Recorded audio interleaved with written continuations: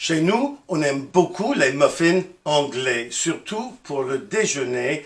D'ailleurs, on en fait des petits sandwichs où on les fait griller comme des toasts et on met du beurre et de la confiture dessus. C'est vraiment délicieux. Et là, j'ai une recette qui est super simple, vraiment délicieuse. Et là, vous allez économiser énormément d'argent si vous faites ça, parce que là, si vous les achetez au supermarché, pour un paquet de 6 muffins anglais coûte 4,50 $, 5 $, quoi.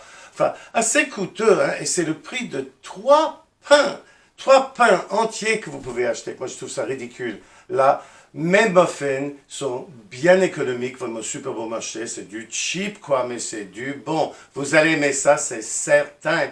Venez avec moi dans la cuisine, je vais vous montrer, hein. La recette commence avec 400 ml de lait tiède. Et par tiède, je veux dire tout simplement la même température de votre corps à peu près, donc 37, 38 degrés, 40, oui à la limite, mais pas plus que ça, hein. Voilà. Et ensuite, un peu de levure de boulanger, donc 10 grammes de levure de boulanger. Du sucre, 28 grammes, c'est-à-dire 2 cuillères à soupe de sucre. Ensuite, du sel, 7 grammes, c'est-à-dire une cuillère à thé et demie de sel kasher ou d'autres sels que vous préférez. Et là, on va enrichir la pâte avec un œuf battu, un grand œuf. Je vais racler un peu.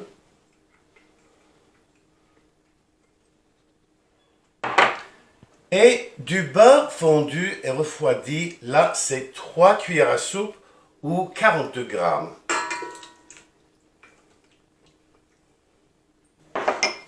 Et ensuite, il va de soi, de la farine, 550 grammes de farine à tout usage. On met le tout sans aucune cérémonie. Et là, après, on va attacher la lame batteur, hein? Et c'est vraiment ça l'outil qu'il nous faut pour incorporer tous ces ingrédients. D'abord, très doucement. Sinon, vous allez avoir tout un nuage de farine autour de vous et vous ne voulez pas ça, je vous assure, hein? Alors, très doucement d'abord, jusqu'à ce que la farine s'incorpore avec les ingrédients liquides.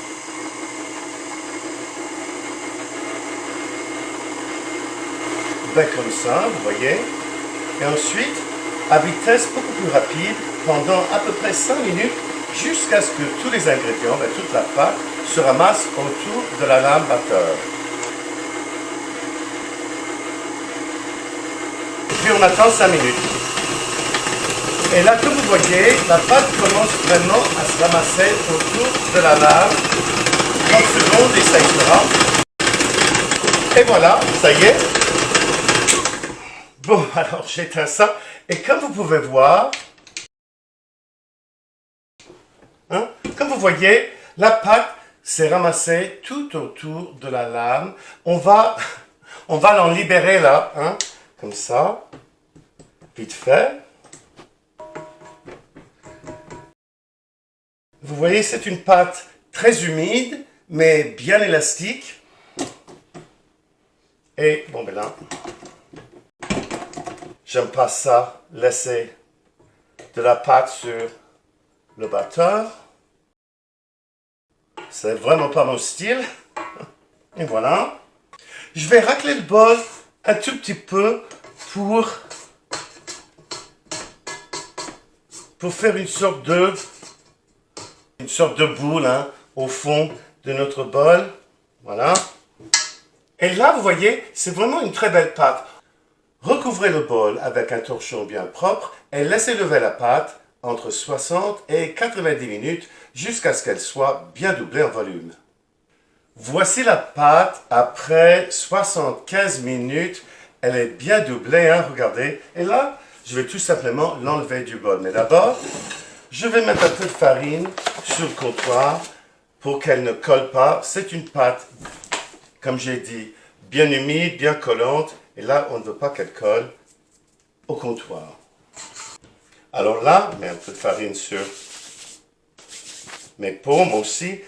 Pas question de pétrir, mais tout simplement d'aplatir la pâte afin de pouvoir la couper en portions. Comme ça, je crois que là, ça va bien. De cette pâte, on va faire 16 portions. Là, je l'ai déjà fait bien souvent. Je peux vous dire que les portions pèsent chacune 66-67 grammes, alors comme ça. Et là, pour faciliter tout cela, d'abord, je coupe la pâte en deux. Et puis, de nouveau en deux. Et encore une fois, et voilà.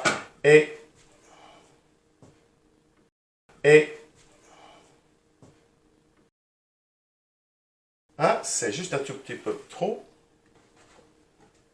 Impeccable. Ce que je fais, je vais en faire une petite boule. Je vais ramasser la pâte comme ça, enrouler, et après, je vais former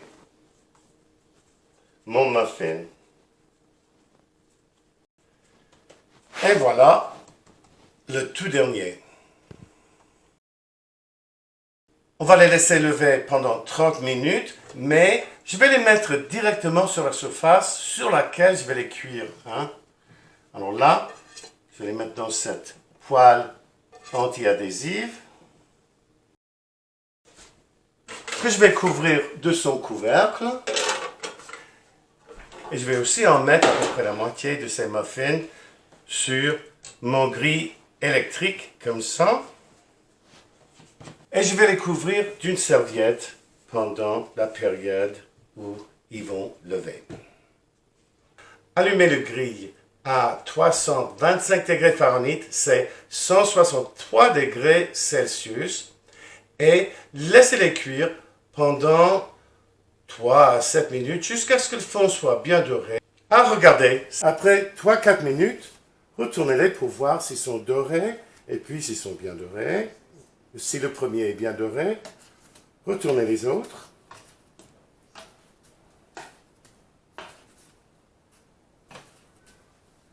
Et donnez-les encore 3 à 7 minutes pour en finir. Là, je vais baisser un peu la température. Une fois dorés des deux côtés, enlevez les muffins à une grille pour les laisser refroidir s'ils sont bien à température.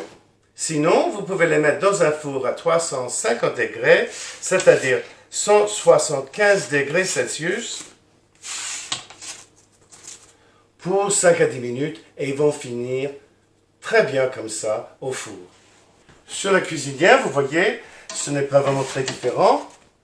Ah, vous voyez, ça commence à se dorer bien gentiment. Et on va jeter un petit coup d'œil. Oh non, pas près du tout. C'est pas grave. On remet le couvercle et on va attendre un peu. C'est toujours une bonne idée de vérifier la température intérieure de vos muffins. Là, j'ai un thermomètre culinaire. Je vais tout simplement l'insérer pour voir si c'est à 94 degrés. Voilà, c'est bien cuit. Et voilà, à la fin, voyez tous nos muffins, ce qu'on a fait à la poêle, tout aussi bien que ce qu'on a fait sur le grill. Je les trouve vraiment très très beaux, enfin là, super cute. Ce qu'on a fait sur le grill sont peut-être un peu plus hauts, mais un peu plus petits. Et ce qu'on a fait dans la poêle, enfin, sont un peu plus gros, mais vraiment très beaux aussi. Je vous assure que ce sont super bons et de toute manière beaucoup meilleurs que ceux qu'on achète au supermarché. Regardez-moi ça, je vais couper pour que vous voyez l'intérieur. Si c'est pas beau ça. Là, on va le mettre dans un grille-pain, y mettre du beurre et un peu de confiture et ça va être absolument délicieux. Bon appétit mes amis. Et écoutez, avant de partir, n'oubliez pas de liker la vidéo, de la commenter généreusement, de la partager dans les médias sociaux, surtout chez Facebook, et aussi et surtout de vous abonner à ma chaîne. Cela aide ma chaîne à se développer, cela vous aide à retrouver mes vidéos, surtout si vous cliquez sur la clochette de notification. Merci beaucoup d'avoir été avec nous autres aujourd'hui chez Tim Talks Cooking. À la prochaine!